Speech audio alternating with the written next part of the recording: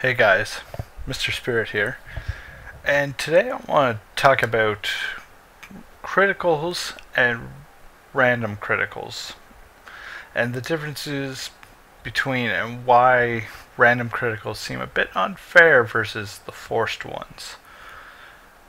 I'll be playing Scout, as you'll be able to watch, and we're gonna turn on some music here for you to listen to while I talk. So, to start, the difference between a random critical and a forced critical is a random critical occurs at, well, random. There are ways to force random criticals, but it requires a lot of damage output. Now, a forced critical is a critical received through fulfilling the means of what the description says, such as the phlogistonator.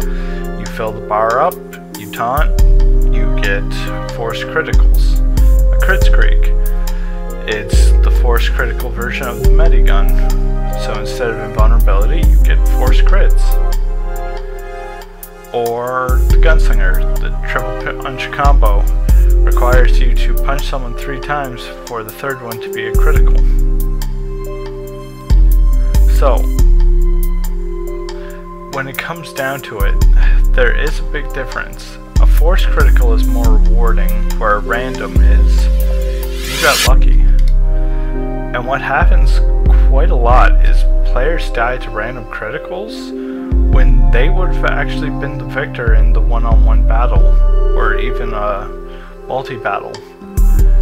Whereas someone who doesn't get random crits and forces crits guarantees that they're going to win. It all comes down to the old-fashioned argument, what's better for a game, skill or luck? Personally, I prefer a game that requires skill versus luck. So random crits to me are a little unnecessary. They're not teaching you anything, they're just saying, hey, you got lady luck on your side. Congratulations. Whereas if I die to forced criticals, it's okay. He knew he was going to win that battle, and there was no doubting that. The way I fully see it is, when it comes down to it, forced criticals should be always here, of course. Because it took skill to get that forced crit, you did something that you should have. But a random crit, just like that, he did nothing, he chased me around swinging his kukri, and he gets a random crit that instantly kills me. Without that random crit, I knew I'd have a chance to actually kill him, but being in a public server, I know there's random crits, meaning getting in melee range of anything is just outright death. I know it's going to kill me. Whereas if I went with something that was forced and I got killed by it, it'd be okay, he did what it said it does to get that crit. Let's take the ambassador as a big example. The ambassador cannot random crit, which is correct. It gives you a reward though by doing headshots, by giving you a critical hit that way. It reduces the damage so that forced critical hit feels rewarding, whereas a random critical hit with reduced damage just feels like they got lucky, because that 3 times damage makes that damage nerf seem quite pointless. The whole point to nerfing damage would be to make sure it isn't overpowered.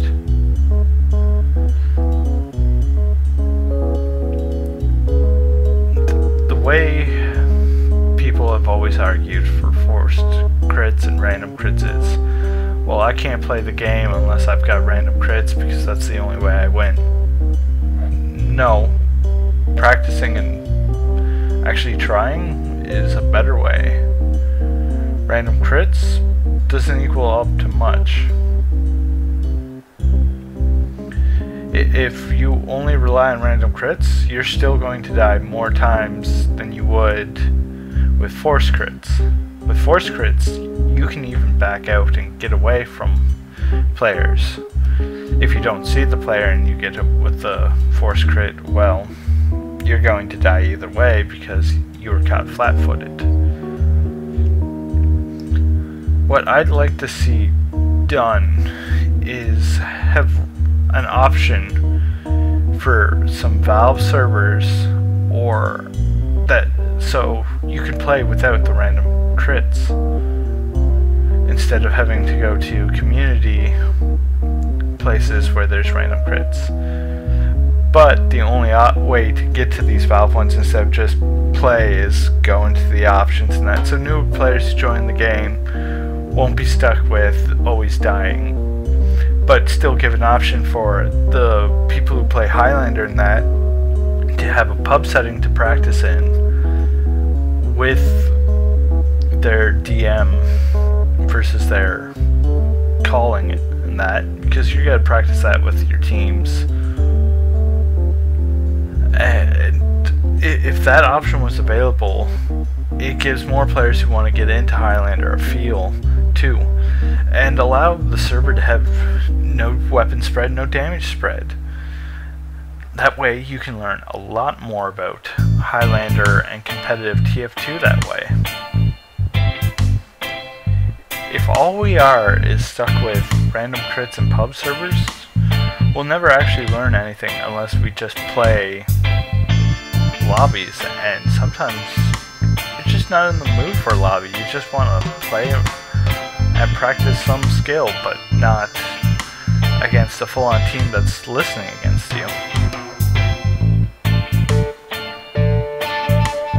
So, if we could even try to see if Valve would maybe implement this, or find a way that we can have a way to vote and disable it off, would be nice.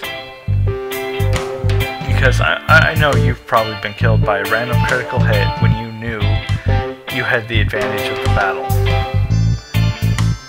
Like, I've killed people, and when I kill them with a random critical hit, it's usually, you didn't deserve that. But if I knew they were already dead, and they were going to die with only 1 or 2 health, sure, it would have killed you anyway without it. So, it teaches some bad gameplay aspects to it, of just relying on something and going around swinging melees. And that doesn't help your team. Another thing that I'd like to see done is some of the weapons changed, updated, modified. One big one being the lock and load. Since they added in that 3rd shot, OCD has gone crazy. Because I see the gun, 2 barrels, 2 shots. He should not have another shot. And then when I close in to finish off the demo man, I get hit with the 3rd shot and go, where did that come from? He didn't have any reload animation. Oh wait, they added in a 3rd shot to it. If you gotta add more shots to it, you gotta add some more negativity to it. Oh, what's that? You took away 1 grenade from the launcher, and the pills disperse still? Well, why not remove that speed buff those shots have? Or in fact, give it all 4 and remove the ability that it just cracks and keep the speed buff. See, it just demeans the whole point of some of the weapons. Thompson 6000, completely overpowered. Now you may think, well, it has less damage output. Well, damage output means nothing if it's got no absolute downside, such as there's no red text in it, it's all blue. You don't require ammo, it takes away cloak, it takes away Uber. Where's the fairness in that? If you want to give a negativity to it, require 5 seconds to get 1 shot back without firing it. I think that's quite fair. Or reduce the number of shots it has to 2. That's quite fair. Another weapon that needs a nerf. All the shields. I'm sorry, but the biggest offender to this is the charge and dodge. You already have a huge amount of fire resistance, so how is a piece of wood protecting you from being set on fire? Like, it makes no sense. I know you're encouraging people to put on the charge and dodge, but at the same time, you've just encouraged people to put on the charge and dodge with a lock and load, and to top it off, after they get the lock and load on, they take less explosive damage as well. They can't be set on fire. They take so little fire damage. The only class to kill them are bullet classes, and there's only a few of those. So you essentially removed a lot of the Demo Man's weaknesses. So where's the downside for the shield? I know you lose a sticky bomb launcher, but who cares about the sticky bomb launcher if you can just beat a pyro in its face with a melee weapon and not catch fire? There is no afterburn damage. Like the explosive damage reduction too, that's a little ridiculous. Soldiers now have to work even harder to kill you. Sticky bomb traps? Oh, I'll just walk over it. I'm pretty sure most of these weapons do need a change. They are just a little overpowered, you could say. Like in a competitive setting, you would never see a Demo Man with the charge and charge. You'll see him with a sticky jumper, but that's only at the start, and after that, that's all you'll ever see of it. And that's usually just so he can get a caber in on the medic right off the start, which is a pretty good start. And in Highlander, you'll never see people use backburner unless they've got a good flanking pyro. You'll never see them run some of these that are just worthless. They'll run them, especially if they can force criticals or mini crits, like the Girardi force mini crits. Definitely good. Anyways, thanks for listening to this little rant.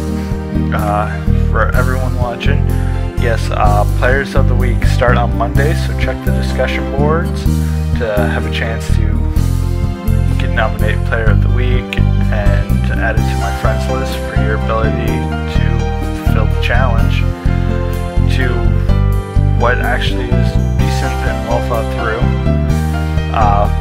There's links to the community group in the description below, and there's also a link to my Twitter so you can tweet me. Like, comment, subscribe. Thanks for watching.